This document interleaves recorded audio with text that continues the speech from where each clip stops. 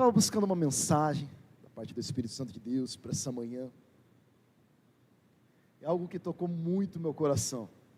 Imagina, se você tivesse só uma oportunidade, nenhuma mais, de pregar somente uma passagem, ou de pregar somente uma mensagem, e nada mais. Se alguém dissesse assim para você: olha, eu vou ouvir uma pregação, e depois não vou ouvir mais nenhuma, qual pregação seria essa? Qual pregação é a mais importante de todas? Qual mensagem é central para nós, que aceitamos e vivemos por Jesus Cristo? O que não pode faltar? Se nós pregamos, existe algo que nós não podemos deixar de pregar jamais. Existe uma mensagem que é tão central, que a partir dessa mensagem, nós temos todas as outras. E que seja tão central que se nós não a tivermos, nós não temos nada. Será que existe essa mensagem? Será que existe esse sermão? Imagina uma oportunidade, uma vez, uma mensagem, a mais impactante, a que mais transformou vidas, a mais importante. E antes de entrar nessa mensagem, gostaria que você pensasse numa realidade que nós muitas vezes descartamos por ser dolorosa demais. Nós estamos aqui, 2023, 2024, 2025, muito possivelmente, alguns de vocês, ou pelo menos um ou outro de vocês, não estará mais. 2026, 2027, um ou outro também não estará mais. 2123, daqui a 100 anos, tirando alguma das crianças, provavelmente nenhum de nós estará mais. E se nós temos um tempo tão breve, sem tão pouco tempo, nós vamos embora dessa terra, qual deveria ser a mensagem central, a mais importante, a mais relevante, a que transforma vidas, a que a gente não pode deixar de ouvir, a que o nosso coração deve ansiar? E a mensagem, igreja, é essa: a centralidade e grandeza da cruz de Cristo. A centralidade e grandeza da cruz de Cristo. Não há nada maior, não há nada mais importante, não há momento histórico que se compare a isso, não há nada que chegue perto do Cristo, do Deus encarnado, morrendo na cruz do Calvário em nosso lugar. E por que Ele morreu? E por que isso aconteceu? E como que é essa cena? E no que essa cena transformou e transforma a história da humanidade? E por que ela é tão importante? Eu convido você a abrir a sua Bíblia ou acompanhar com a gente aqui. Nós faremos uma exposição de Isaías 53, mas nós começaremos no finalzinho de Isaías 52, a partir do verso 13. Isaías, quando escreveu seu livro, ele não escreveu dividido em capítulos, ele escreveu seu livro. E aí depois os capítulos foram divididos. Então eu tenho para mim que a melhor análise de Isaías 53, ela começa no 52, que esse texto começa no 52, verso 13. Eu gostaria que você pensasse a respeito da cruz, enquanto nós entramos nessa passagem, de seguir alguém que foi crucificado. Você já parou para pensar nisso? Eu acho que a nossa cultura assimilou tão bem a ideia da cruz, que nós até nos orgulhamos, que nós até levamos isso com certa naturalidade, não é? Mas já imaginou eu chegar para vocês: olha, igreja, eu tenho uma novidade, nós vamos seguir um homem agora, esse homem é extraordinário. Aí vocês vão perguntar para mim: que homem é esse? O que aconteceu com ele? É um homem que foi condenado à cadeira elétrica e morreu nessa cadeira elétrica. Ou é um homem que foi condenado à forca, ou um homem que sofreu uma injeção letal. Qual seria a reação de vocês? Michel, com tanta gente interessante para seguir, você vai querer seguir alguém que foi morto na cadeira elétrica? Alguém que foi condenado à pena mais humilhante e degradante de todas? Alguém que foi excluído da sociedade? alguém que sofreu a maior vergonha social que pode existir, você vai querer seguir essa pessoa? E quando nós anunciamos a cruz de Cristo, nós estamos dizendo sim, eu vou seguir essa pessoa. Eu vou seguir essa pessoa que foi levantada, que foi humilhada, que foi crucificada no madeiro. Isaías capítulo 52, a partir do verso 13. Essa profecia nós vamos trazer, excepcionalmente aqui na Revista Corrigida, apesar de usarmos mais a NVI, porque a Revista Corrigida ela traz uma poesia mais rica. E a estética, a poesia que é importante. Às vezes a gente esquece, né? Se a estética não fosse importante, a gente não penteava o cabelo de manhã, né? A gente não se arrumava, a gente não passava a nossa roupinha. Então a estética também é importante. Então, para não perder muito da poesia de Isaías, que é o autor mais culto do Antigo Testamento, nós vamos ali buscar uma linguagem mais rebuscada, mais bonita, mais poética, mais estética. Isaías 52, a partir do verso 13. Eis que o meu servo operará com prudência, será engrandecido e elevado, e muito sublime. Como pasmaram muitos à vista dele, pois a sua aparência estava tão desfigurada, mais do que a de qualquer outra. E a sua figura mais do que a dos outros filhos dos homens. Assim, borrifará, aspergirá muitas nações, e os reis se calarão ou fecharão a boca por causa dele. Porque aquilo que não lhes foi anunciado verão, e aquilo que eles não ouviram entenderão. E no verso, capítulo 53, verso 1, quem deu crédito à nossa pregação, e a quem se manifestou o braço, a força do Senhor, porque foi subindo como renovo, perante ele como raiz de uma terra seca, não tinha parecer nem formosura, e olhando nós para ele, nenhuma beleza víamos para que o desejássemos. Era desprezado, e o mais indigno entre os homens, homem de dores, experimentado nos trabalhos, e como um de quem os homens escondiam o rosto, era desprezado, e nele não fizemos caso algum. E verdadeiramente ele tomou sobre si as nossas enfermidades, e as nossas dores ele levou sobre si, e nós o reputamos por aflito, ferido de Deus e oprimido. Mas ele foi ferido pelas nossas transgressões, ele foi moído pelas nossas iniquidades, o castigo que nos traz a paz estava sobre ele, e pelas suas pisaduras fomos sarados. Todos nós andamos desgarrados, perdidos como ovelhas, cada um se desviara pelo seu caminho, mas o Senhor fez cair sobre ele a iniquidade de nós todos. Ele foi oprimido, mas não abriu a boca. Como um cordeiro foi levado ao matadouro, e como a ovelha muda perante os seus tosqueadores, ele não abriu a boca. Da opressão e do juízo foi tirado. E quem contará o tempo da sua vida?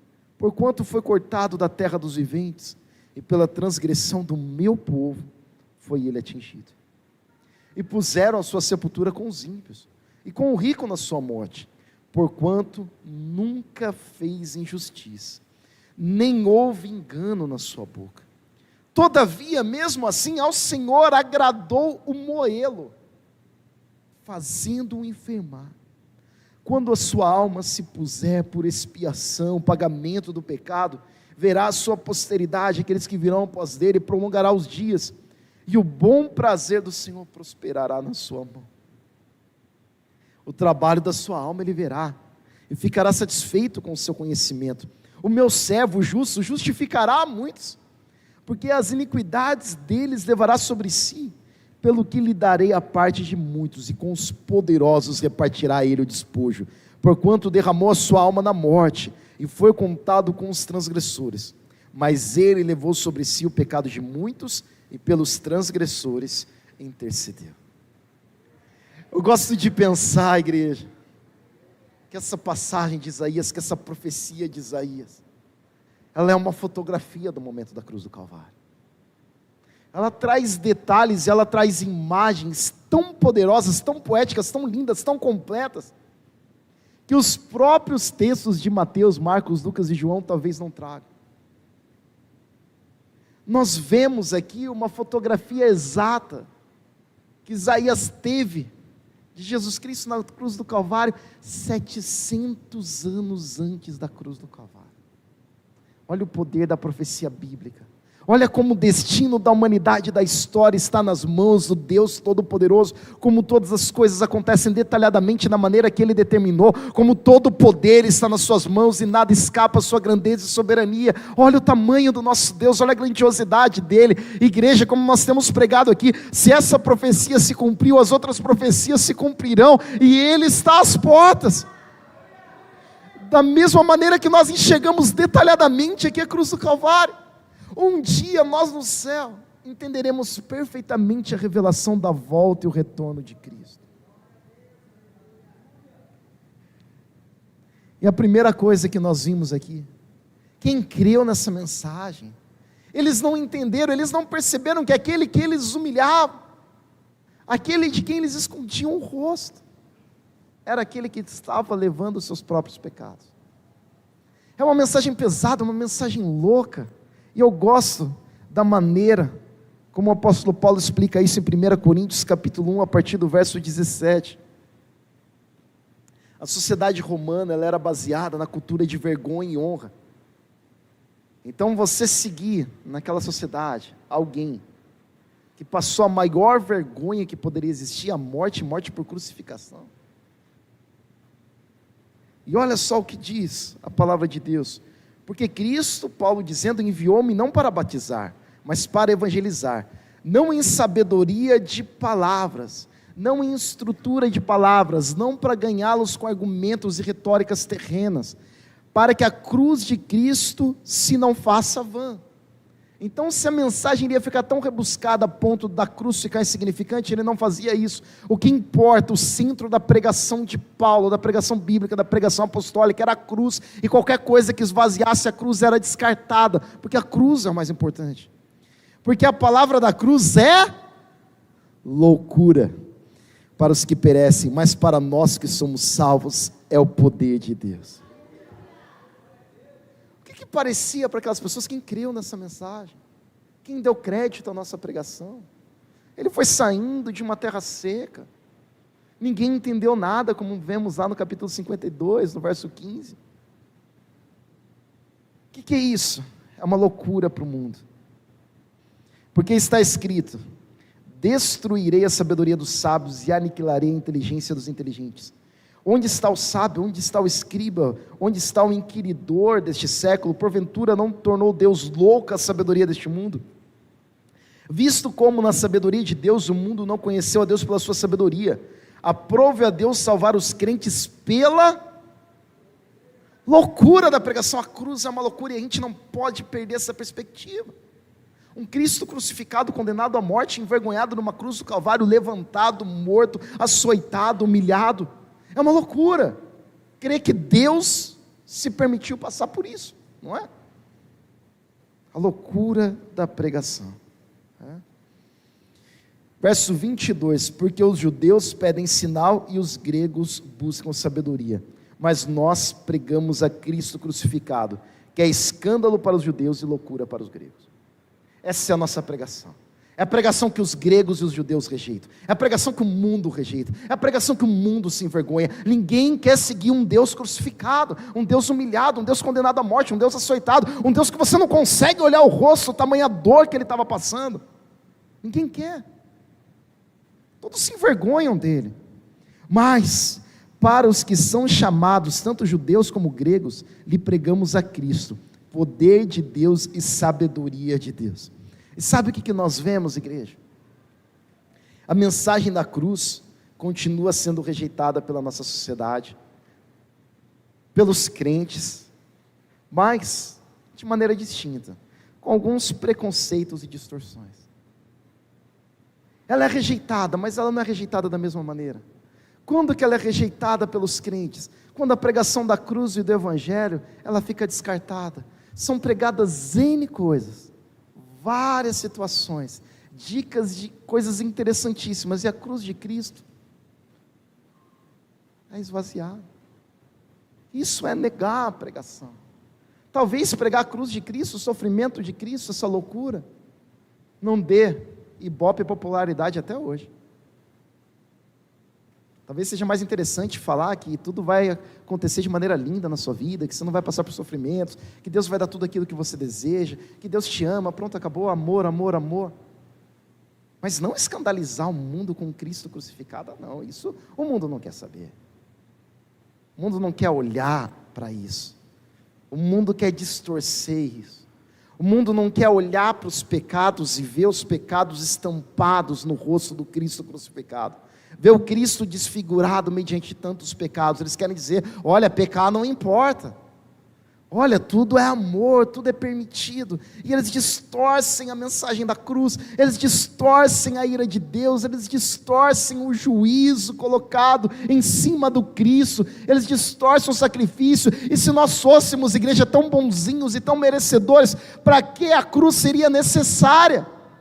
Toda vez que nós falamos que somos incríveis, maravilhosos e vamos por esse caminho, nós estamos esvaziando a cruz.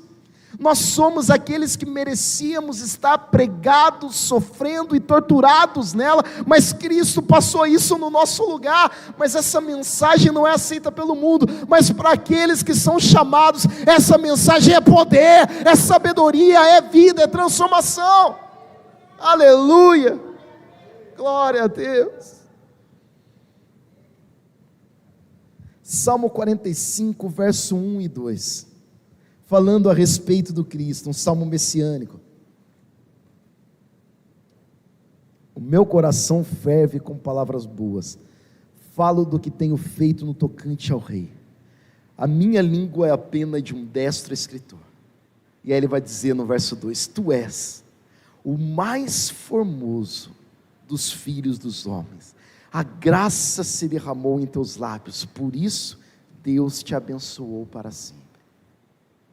E agora, igreja, quem que está errado? Isaías 45, Isaías 53 ou Salmo 45? Isaías 53 diz que ele estava desfigurado, que ninguém suportava olhar para ele. E aqui, Salmo 45 está dizendo que ele é o mais formoso dos filhos dos homens. E aí, como que fica essa questão, né? Quem errou? Será que Davi errou ou Isaías errou? Ele era o mais formoso ou ele era o mais feio? Quem é esse Jesus? Eu não sei se vocês lembram de uma pesquisa científica, muitas aspas, foi publicada pela BBC em 2001, do rosto de Jesus. Vocês lembram? Alguém lembra aqui? Legal, 3 pessoas lembram, bacana. Dei um exemplo muito bom mesmo. O que eles fizeram, gente? Eles acharam um crânio de alguém que morava no Oriente Médio, numa região próxima a que Jesus habitou, do 1º século. Acharam esse crânio e reproduziram esse crânio e fizeram lá uma imagem.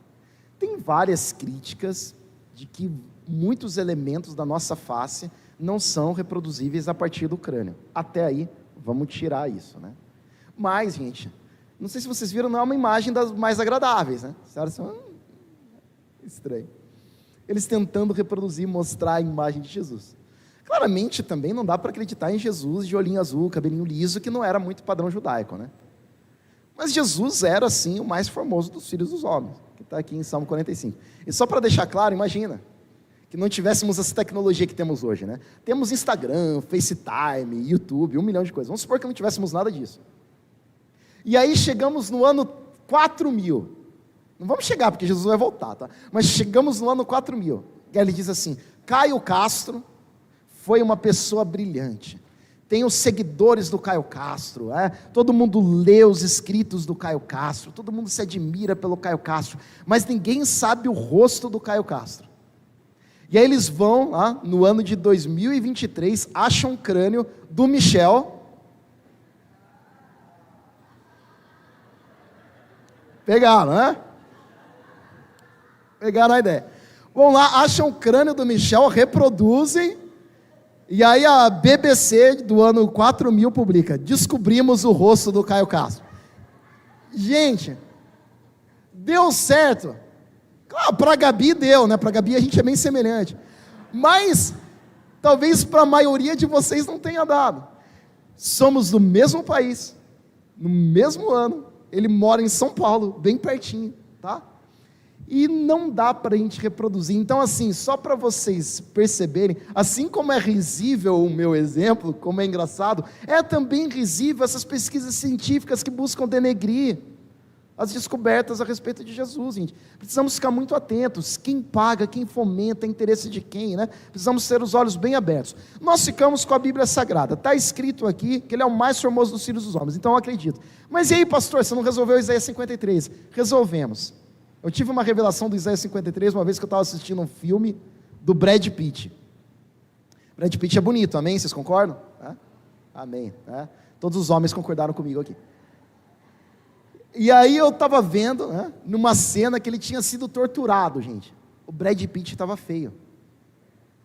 Por quê? Porque ele tinha sido torturado. Então o Brad Pitt torturado, sou mais eu.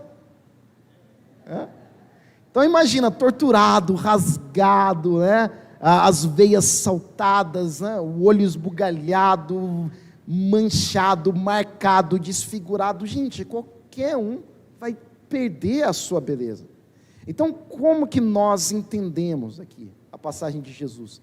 Jesus estava assim desfigurado pela tortura que ele havia sofrido, gente. Tinha sido uma tortura extensa, colocado coroa de espinho na sua cabeça, a coroa de espinho desfigurava pontos do seu crânio, marcava, estourava veias, ele havia chorado sangue, sofreu com chibatas pontiagudas, com tapas no rosto. Esses tapas provavelmente vão desfigurando, vão gerando hematomas no rosto de Cristo.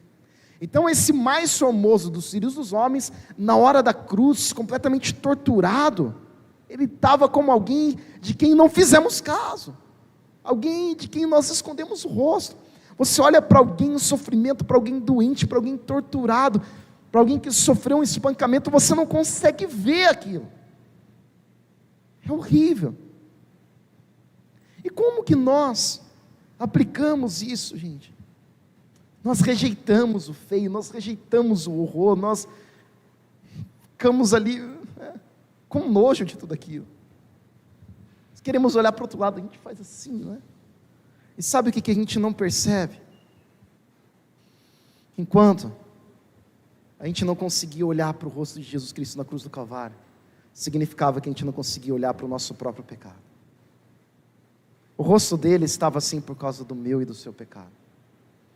E quando olhávamos para ele, afligido, humilhado, torturado na cruz do Calvário, olhávamos para o nosso mais vil pecado, para o nosso sujo coração.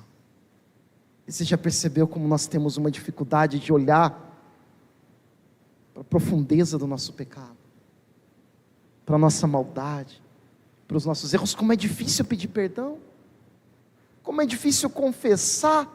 A maioria das pessoas busca 1 milhão de justificativas. Eu fiz por causa disso, por causa daquilo. Como é difícil confessar: Senhor, me perdoa, eu errei. O pecado tomou conta do meu coração foi sujo, Deus. Eu me envergonho disso. A gente não consegue olhar, como a gente não consegue olhar para Cristo e saber que aquele sofrimento, que aquele rosto desfigurado é o nosso pecado, cabe a cada um de nós. E nós vimos em Isaías 53, ele é como uma ovelha, mudo. Ele sofreu em nosso lugar. E nós temos, na palavra de Deus, uma evolução da revelação do Cordeiro. Olha que interessante, igreja. Em Gênesis, o Cordeiro morre por uma pessoa. O Cordeiro morre por Isaac. Isaac iria ser sacrificado, mas, olha, não precisa, tem um Cordeiro. Depois em Êxodo, antes deles saírem, o Cordeiro, cujo sangue é colocado nas portas, morre por uma família. Então em Gênesis ele morre por uma pessoa, em Êxodo ele morre por uma família, em Levíticos, na descrição ali dos sacrifícios, nós vemos que o Cordeiro agora ele morre por uma nação. Então o Cordeiro em Isaac morre por Isaac, uma pessoa. O Cordeiro morre em Êxodo por uma família. O Cordeiro morre em Levíticos por uma nação. E João Batista estava batizando no Rio Jordão, e ele vê Jesus Cristo. E o que ele diz para Jesus Cristo na hora que ele vê? Eis o Cordeiro de Deus, que tira o pecado do mundo. Aleluia. Glória a Deus. Obrigado, Jesus. Louvado seja o teu nome.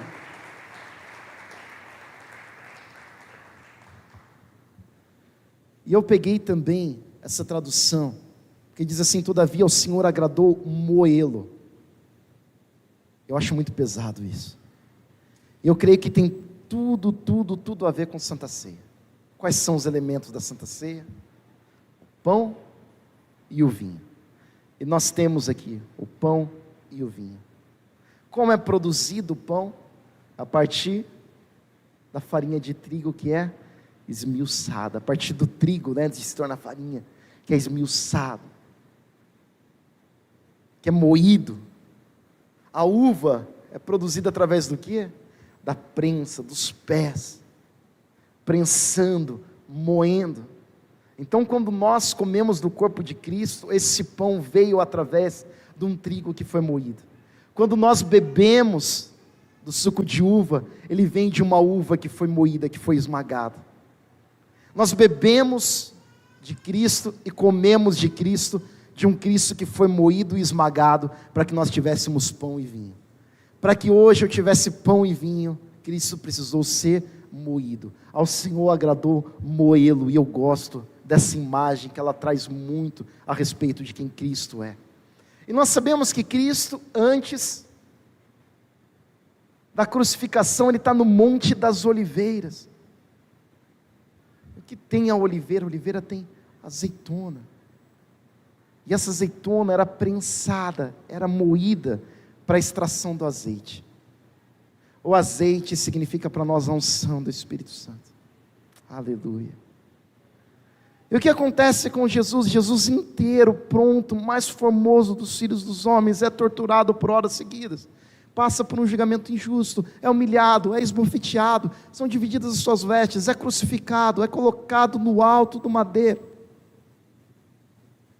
E o que é feito com Jesus durante todo esse tempo? Ele é esmagado, ele é moído, ele é torturado. É como se você pegasse Jesus e fizesse assim, ó, que apertasse, moesse, e torturasse, e triturasse. E quando você tritura algo, quando você aperta algo, quando você amassa algo, o que sai nas suas mãos? A essência. Quando Jesus estava sendo moído, o que saía dos lábios de Jesus? Hoje mesmo estarás comigo no paraíso. João, cuida da minha mãe. Tetelestai, está consumado. Perdoa porque não sabem o que fazem. E quanto mais se apertava Jesus, não saía uma reclamação, não saía uma blasfêmia, não saía uma palavra de julgamento, mas saía o que? Azeite. No Monte das Oliveiras o Espírito Santo fluía pelo corpo de Jesus, saía o pão, saía o vinho, enquanto ele era triturado, enquanto ele era esmagado. E algo eu quero trazer para nós, igreja: o que sai de nós quando nós somos esmagados? O que sai de nós quando nós somos triturados? Quando nós somos apertados, quando passamos por aflição? A tua essência, a tua natureza, ela não é provada nos momentos de alegria prioritariamente, mas nos momentos de dor. É no momento de dor, é no momento de angústia, é no momento de sofrimento, é no momento do grito, é no momento da prova que você é espremido. O que sai de você? Sai a mesma coisa que saía de Jesus, sai a mesma essência de Jesus, sai o mesmo cheiro de Jesus, sai o mesmo perfume de Cristo. Ou na hora que nós somos apertados, nós abandonamos a cruz, nós olhamos para o outro lado, rejeitamos e dizemos: que loucura essa mensagem, eu não quero saber disso. Como os judeus e gregos não quiseram, como os brasileiros não quiseram, como o mundo não quis, eu também não quero. Ou eu suporto o sofrimento, e quanto mais eu sofro, mais as pessoas veem Deus na minha vida. Sabe um ensino, igreja, muito perigoso que a igreja passou? É um ensino que diz assim, que as pessoas só veem Deus em nós quando nós recebemos milagres dele. Sem dúvida alguma, concordo com isso. quando a nossa família é bem-sucedida, quando a cura, tudo isso as pessoas veem Deus em nós. É um testemunho poderoso. Mas o que aconteceu? Essa mensagem, ela esvaziou o contraponto dela, que é muito mais lindo e importante. Quando nós vemos Jesus em alguém, quando esse alguém é triturado e moído como Jesus foi. Eu não vejo Jesus em alguém quando está tudo bem, quando está tudo bem. Você vê amor em qualquer pessoa do universo.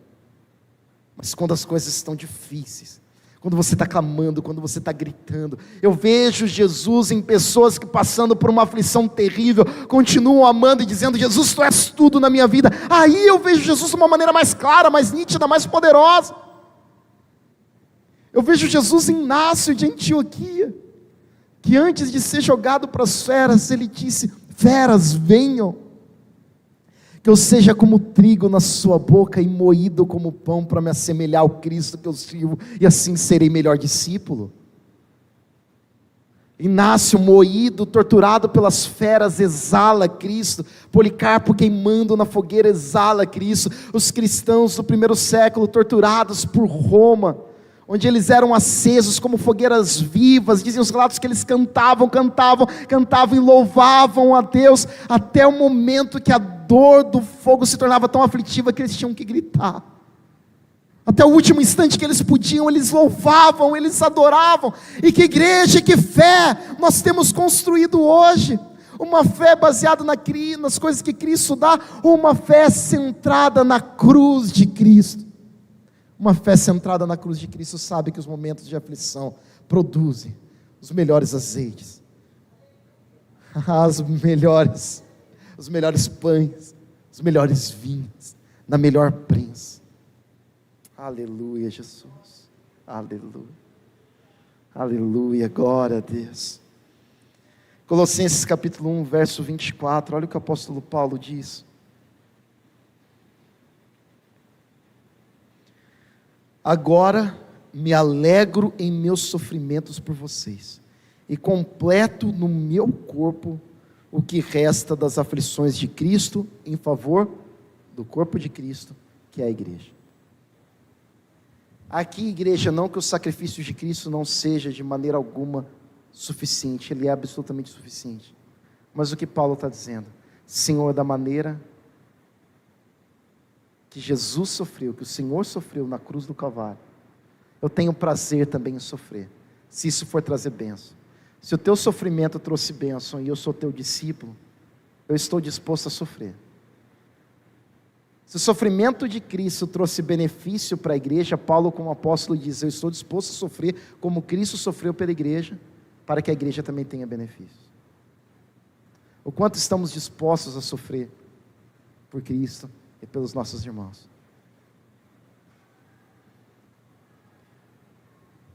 Eu gostaria de ir para Apocalipse capítulo 5, versos 6 a 14, deixar preparado aí.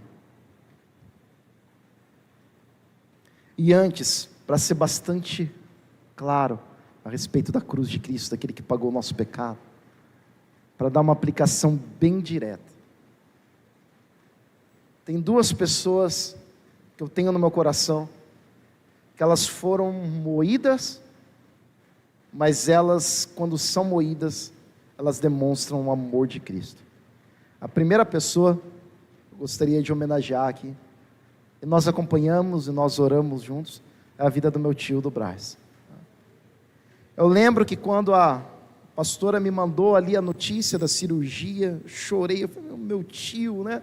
A dificuldade que é o sofrimento que ele passou, e a mensagem que ele postou no celular, eu lembro até hoje, tio, a mensagem que ele postou, foi glorificando a Deus, não foi questionando a Deus, não foi reclamando, dizendo a Deus, eu não precisava passar por isso, e etc., mas foi glorificando a Deus. Aquele dia, aquela mensagem que o Senhor colocou no WhatsApp ali, foi uma das melhores pregações que eu ouvi na minha vida, de alguém sendo esmagado e adorando Cristo. Nunca passei nem parte do que ele passou, mas ele passando, ele sofrendo, ele mostrou que na essência dele tem Cristo, que no cheiro dele tem Cristo, que no perfume dele tem Cristo. E gente, só produz pessoas assim, transformadas pela graça do Espírito Santo. A mensagem da cruz. Outra coisa não produz. E outra pessoa que eu também gostaria de homenagear, né? Passou por momentos de dificuldade, está prensada, e que passa, gente, né? Dificuldades todos os dias, das mais diversas ordens, de todas as maneiras, que às vezes a gente até conversa, a gente diz como que essa pessoa aguenta. É a vida da pastora Marli. Quanto mais prensada, né? E eu tenho o privilégio de estar convivendo, quanto mais prensada, quanto mais amassada, quanto mais sofrida, ela subia aqui e ela vertia um azeite tão poderoso, tão precioso. Pregações mais poderosas que tocam, que impactam a minha vida, são essas pregações. Senhor, quando o Senhor faz é maravilhoso, e o Senhor já operou muitas coisas na vida do Braz, da Marli, de todos nós. Mas quando a gente não entende o porquê das coisas, quando poderia ter acontecido com todo mundo, e assim, das pessoas que eu conheço, o Braz, a Marli, são as pessoas no mundo que menos merecem passar por qualquer coisa, gente. As pessoas mais incríveis, mais cheias de Deus. E por quê? Nós podemos dizer, por que comigo? Por que eu passei? Por que desse sofrimento? Mas enquanto sofre, enquanto é prensado ali, o azeite sai, a glória sai, participam das aflições de Cristo. Gente, essa é uma mensagem muito poderosa. A mensagem da cruz, nada se compara à cruz de Cristo. A gente precisa olhar para a cruz, a gente precisa ter os olhos fitos na cruz do Calvário. Aquilo que Cristo fez por nós, nada se compara à cruz. O apóstolo Paulo diz que quando ele se encontra com a realidade da cruz, ela é tão constrangedora que tudo diante dessa realidade é nada. Um Cristo que morreu em nosso lugar, que sangrou, que sofreu em nosso lugar. Igreja, quem somos nós? Somos pessoas que aceitamos o evangelho da cruz, ou somos pessoas que simpatizam com aquilo de bom que a igreja oferece? E tantas coisas boas a igreja oferece. Eu te faço um convite hoje. Seja desse primeiro grupo. Seja desse primeiro grupo. Que ame a Cristo pela mensagem da cruz. Que ame o Cristo crucificado. Que se envergonhe por Cristo. Já vi testemunhos de pessoas dizendo, olha, não dessa maneira, mas resumindo, eu fui envergonhado por acreditar nisso que Cristo acredita no meu trabalho, mas eu estou feliz. Já vi pessoas dizendo, eu fui demitido porque acreditava e tinha esses valores, mas eu estou honrando a Cristo, sendo prensado por Cristo. Eu convido você, igreja, a se levantar nesse instante, para parecer que eu estou acabando, eu já deveria estar mesmo, né?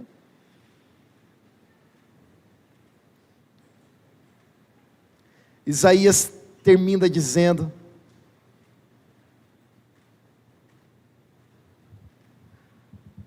que ele recebeu os despojos, que ele foi colocado entre os poderosos, que ele viu o resultado do seu sacrifício e ele ficou satisfeito. E a gente vai ler esse resultado. Olha só, e olhei, e eis que estava no meio do trono e dos 4 animais viventes, e entre os anciãos um cordeiro. Lembra do cordeiro? Aleluia, é o cordeiro de Isaías 53, é o Cristo crucificado. Como havendo sido morto, e tinha 7 pontas e 7 olhos, que são os 7 Espíritos de Deus enviados a toda a terra. E veio e tomou o livro da destra do que estava sentado no trono. E havendo tomado o livro, os 4 animais, os 24 anciãos, prostraram-se diante do cordeiro, tendo todos eles harpas e salvas de ouro cheias de incenso, que são as orações dos santos. E cantavam um novo cântico ao cordeiro, dizendo, aleluia. Digno és, cordeiro, de tomar o livro e de abrir os seus selos, porque foste morto e com teu sangue compraste para Deus homens de toda tribo, língua e povo e nação. Para o nosso Deus os fizeste reis e sacerdotes, e eles reinarão sobre a terra.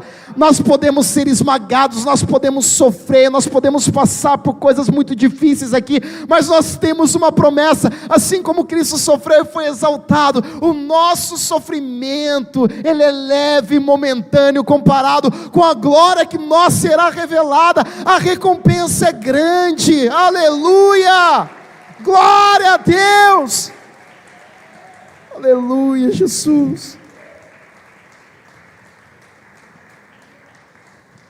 E olhei e ouvi a voz de muitos anjos ao redor do trono, e dos animais, e dos anciãos, e era o número deles bilhões de milhões, e milhares de milhares, e milhares e milhares de vidas. Aleluia, glória a Deus. Oh Jesus, obrigado, Jesus, que com grande voz diziam: digno ao Cordeiro que foi morto de receber o poder e riquezas e sabedoria e força e honra e glória e ações de graça. E ouvi a toda criatura que está no céu e na terra e debaixo da terra, e que está no mar, e todas as coisas que neles há, dizer ao que está sentado sobre o trono e ao Cordeiro sejam dadas ações de graça e honra e glória e poder para todo o sempre. Senhor, tu és digno, a ti, Senhor, seja dada toda a honra, toda a glória e todo o poder. Você pode levantar as suas mãos, enquanto a pastora Marli vai subir aqui para orar, para ministrar com a gente. Ore, canta, larabás, tu és digno, Senhor, de receber toda a honra, toda a glória, todo o poder. Você pode dizer palavras de adoração a Ele.